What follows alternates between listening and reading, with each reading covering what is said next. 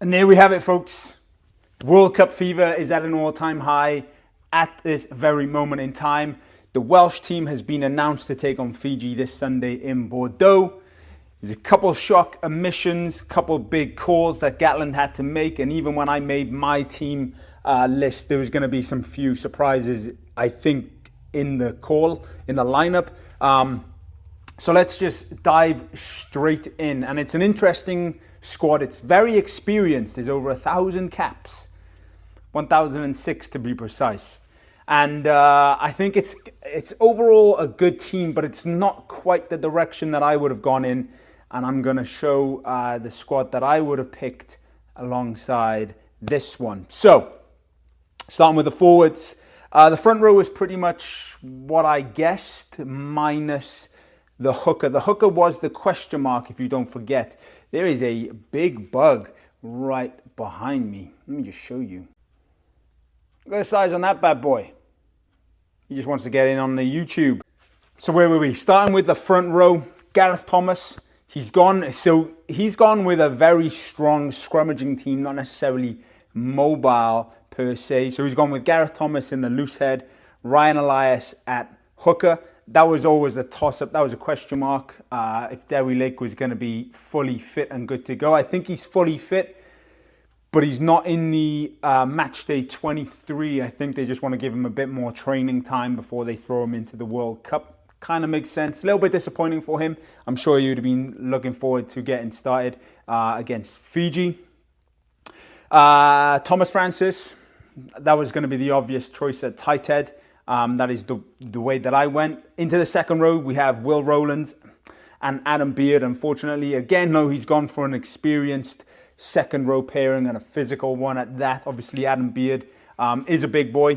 We know that, and he's going to have to be on top form, I think, for this game against Fiji. In the back row, we have Aaron Wainwright. Interesting call. Talipi Faletau straight back in the squad at number 8. I did like Aaron Wainwright at 8. I thought he was a very good ball carrier for us in the games that he's played there, and he's quite physical. He's bulked up over the past couple of years, and it shows. And then obviously the talisman, Jack Morgan, captaining in the squad at open side flanker. Backs, Gareth Thomas. He's gone for Gareth Thomas at 9, which is the way that I went, and then Dan Bigger at 10. And then here's where the differences lie across the board, really. He's gone with Josh Adams, who was on fine form at Fiji when he played Fiji in the 2019 World Cup, scoring a hat-trick against them. Hopefully he can replicate that, or at least help us win the game. And then he's gone for a strong partnership in the centre midfield with Nick Tompkins and George North. Obviously some question marks there, with Tompkins having to go up against a massive Fijian centre partnership opposite him in Semi Radradra. The Fijian squad hasn't been announced just yet, but I'm sure he's going to start at 12. George North, we obviously know what he's capable of. And on the other wing, we have LRZ, Lewis Rees-Zammit, the flyer, the speedster. It's the option that I went with. And then Liam Williams at fullback. Again, I knew that was going to be the call. Those were probably penciled in already, good to go. And then on the bench, Elliot D, Corey Domachowski. Elliot D, obviously going to be there. If he's not starting Dewi Lake's probably... I would have expected to see Dewi Lake here come in for the last 20, 30 minutes. If he's match fit and he's fit, but he just hasn't had enough training, this is a game where you kind of want him to come in and step up anyway.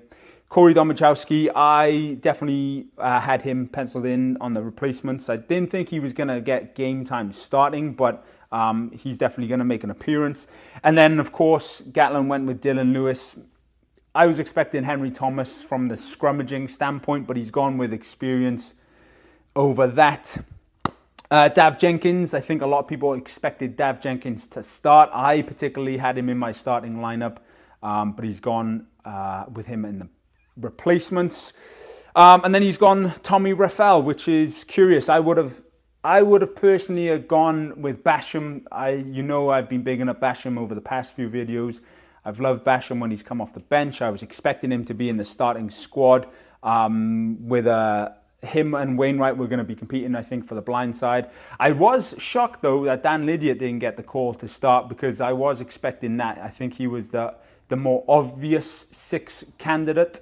But interesting decision there. Tommy Raphael, yep. He's going to have to cover the entire back row if any injuries occur. That's why I would have gone with someone like Tunza or Basham, I think, who would probably be able to cover more positions than just Raphael. And then with the back replacements, he's gone Thomas Williams, Sam Costello and Rio Dyer, which is quite interesting because there's not really any centre cover there. Obviously, Thomas Williams is a 9, and so this is where I would have thought he would have just gone with Sam Costello because Gatland has said Sam can play 10 and has dabbled in training at scrum half. And then he's gone with Rio Dyer, which I think makes sense, but I would have personally liked to have seen someone maybe like Mason Grady, and the reason being is that Mason Grady can play on the wing, he can play centre, and he's a bit more of an opposing threat, physicality-wise, and we're going to need it. And that's where I was a little bit, the team that I made, the selection that I made, where it was Johnny Williams, Mason Grady, and George North, 12, 13, 14 combo in any order, was just going to be physical. It was going to help us get over the gain line. So I'm a little bit concerned, per se, with that centre partnership. We obviously know what George North can do, but it's George North, and then you've got Nick Tompkins outside him. Now, Nick Tompkins is a very good defender. I'm not going to deny him that, but he's just not as physical as Mason Grady or as Johnny Williams. So there we have it.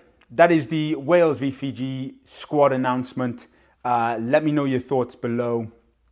I'm happy and content with it, but I was expecting a little bit more surprise.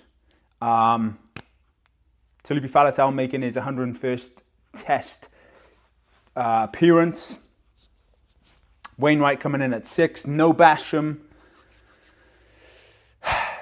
No Mason Grady, no Johnny Williams. Those are the only things that I'm like question marking. Let me know your thoughts on that too below, because I would have expected to see at least one of those two feature in the 23, and not to see them feature at all is a little interesting. But there we have it. Wales v Fiji this Sunday in Bordeaux. World Cup fever is high. France v New Zealand kicking off us tomorrow, which I'm very much looking forward to. So Diolch Yn Fawr, thank you very much for watching. Leave a comment, thumbs up, and subscribe. You know what to do. I'll catch you very, very soon.